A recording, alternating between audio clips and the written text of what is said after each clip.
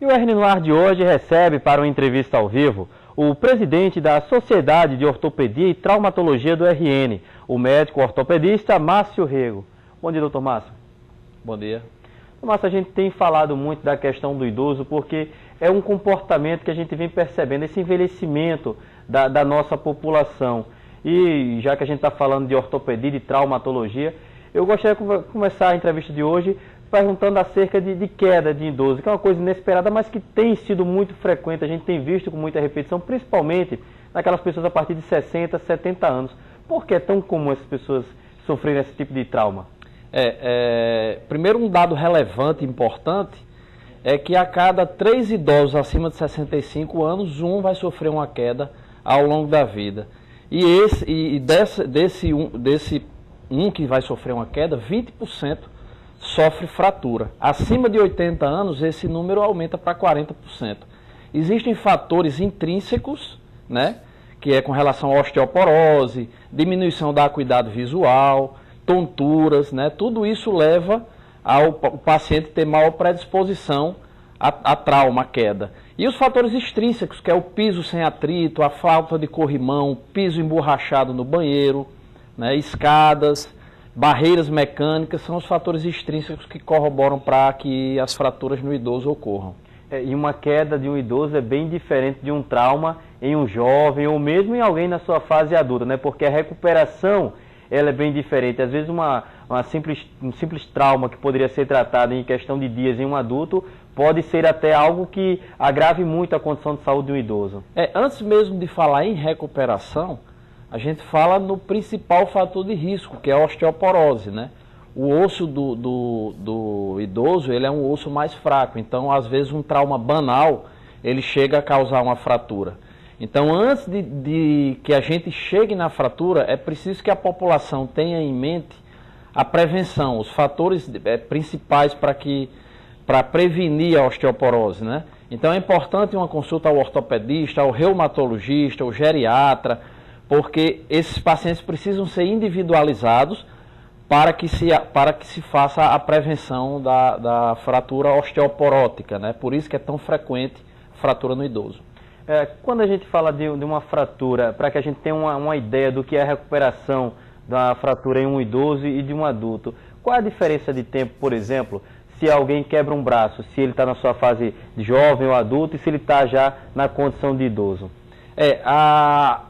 O sistema musculoesquelético, né, ele não se resume ao osso, né? Então, o idoso, além de ter um osso osteoporótico, ele tem uma musculatura mais atrofiada, uma musculatura menos funcional. Isso retarda bastante a consolidação. O senhor falava acerca do piso, né, que tem que ter uma aderência, a falta de corrimão também ajuda muito, contribui muito nos fatores de risco dessa questão de acidentes e principalmente acidentes domésticos, né, onde a gente imagina que domine ali o ambiente. E qual a orientação que o senhor passa, por exemplo, aquelas famílias que têm algum idoso em sua residência, ou mesmo aqueles idosos que moram sozinhos? O cuidado com o idoso deve ser sempre redobrado, né? E para os que moram sozinhos, você tem que ter todo o aparato domiciliar para que seja evitado as fraturas ou os acidentes, os traumas domiciliares.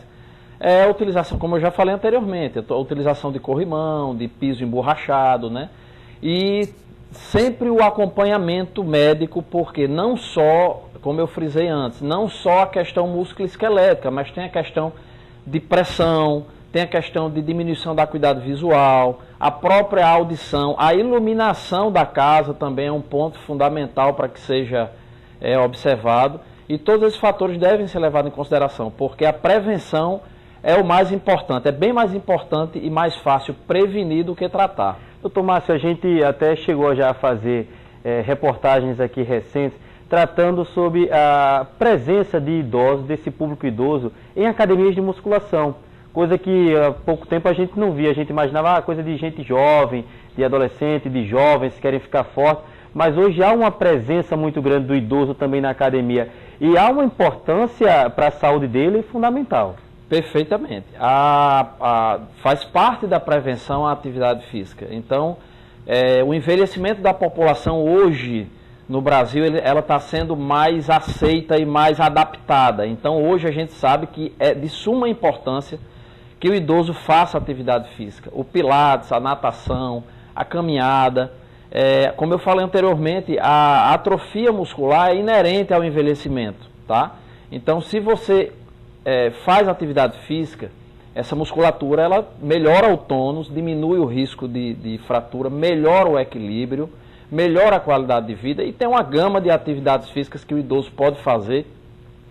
E aquela que ele se adequa melhor, que lhe dá prazer, é a que ele deve realmente fazer. Mas é importante fazer, sim. A gente chegou, inclusive, já a entrevistar idosos aqui que praticavam musculação praticamente, quase que diariamente. É claro que os exercícios são específicos para aquele público, para aquela capacidade de musculatura dele, né, para aquela finalidade que ele tem. Mas o idoso ele não precisa ficar restrito apenas à questão da caminhada, porque é idoso, ou da hidroginástica, não. Ele pode fazer exercícios que um público mais jovem faz também. Pode com um pouco mais de parcimônia, né? Com um pouco mais de cuidado, porque ele não vai suportar uma carga de um jovem, né? De um adolescente. Então, o que se preconiza atualmente é que o idoso faça em torno de 30 minutos, uma vez ao dia, ou 15 minutos, 2 vezes ao dia de atividade física.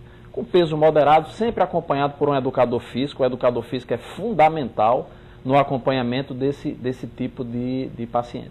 A gente tem uma das principais doenças, talvez, um dos principais problemas enfrentados por esse público é a questão das articulações também, né? O senhor ainda demanda muito isso clinicamente, esses problemas de articulações, as artroses? O idoso, a partir de 60 anos, 55 anos, de fato, ele sempre aparece com alguma queixa articular, né? Então, eu como cirurgião de joelho, eu recebo quase que diariamente paciente com artrose, né? Artrose do joelho. E a gente tem uma gama de tratamentos conservadores, não cirúrgicos, na maioria dos casos, para que dê uma melhor qualidade de vida a esses pacientes. Doutor, hoje, como o adulto pode ir se prevenindo, pode se cuidar, para que quando chegar na sua fase idosa, ele não tenha esse tipo de problema, como esses que a gente citou aqui, da osteoporose, da artrose? Os cuidados que todos nós devemos ter no sistema músculo-esquelético, que é um sistema quase que puramente mecânico, né?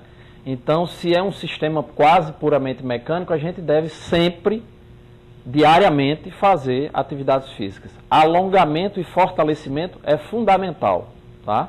Então, a articulação ela não é só uma dobradiça.